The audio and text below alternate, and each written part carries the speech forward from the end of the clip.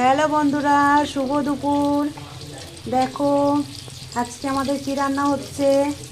রুই মাছের ঝোল হবে। এই যে দেখো রুই মাছ আমি এখন ভাজছি, সবেই ভাজতে শুরু করেছি। এখনও রয়েছে, এখনও সম্পূর্ণ শেষ হয়নি, এখনও এই দেখো রয়েছে। তো এখন ভাজা চলছে, এরপর সবজি কাটবো, তারপরে রেডি করব। তো তোমরা দেখতে থাকো। তো মাছটা একবার উল্টে দেব, দেখি এই পিঠটা হয়ে গেছে কি না। হ্যাঁ, এই পিঠটা লাল হয়ে গেছে।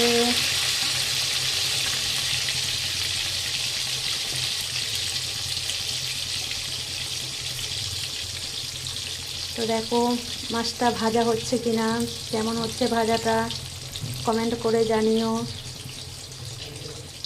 এই যে দেখো এগুলো হয়ে গেছে, আবার এগুলো ছাড়ছি।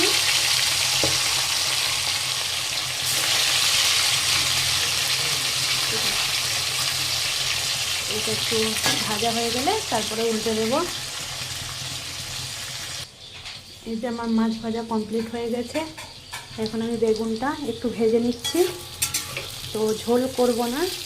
তো দেখো বেগুন আলু দিয়ে একটা করব, তো দেখে বলবে কেমন হয়েছে। এখন বেগুনটা একটু ফ্রাই করে নিচ্ছি, এরপর আলুটা হয়ে গেলে, বেগুনটা হয়ে গেলে আলুটা একটু ফ্রাই করে নেব।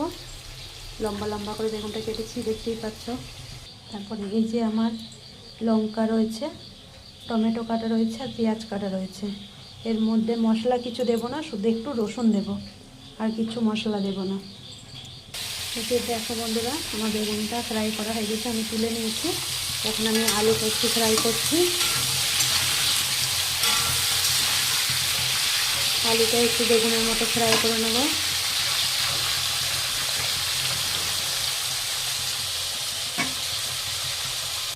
এই যে দেখো আমার আলুটা ফ্রাই হয়ে গেছে, আলুটা ফ্রাই করে তুলে নিচ্ছি। এখন আমি পেঁয়াজটা তেলের ওপরে দিয়ে দেবো।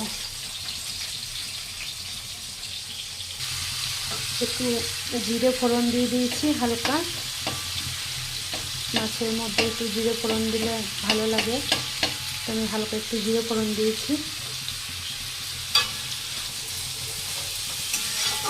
তো পেঁয়াজটা ভাজা ভাজা হয়ে গেলে পরে তারপরে এই যে দেখো আমার লঙ্কা সব কাটা রয়েছে, টমেটো কাটা রয়েছে, আর এই যে রসুনটা বাটি নিকো, রসুনটা একটু থেতো করে নিয়েছি।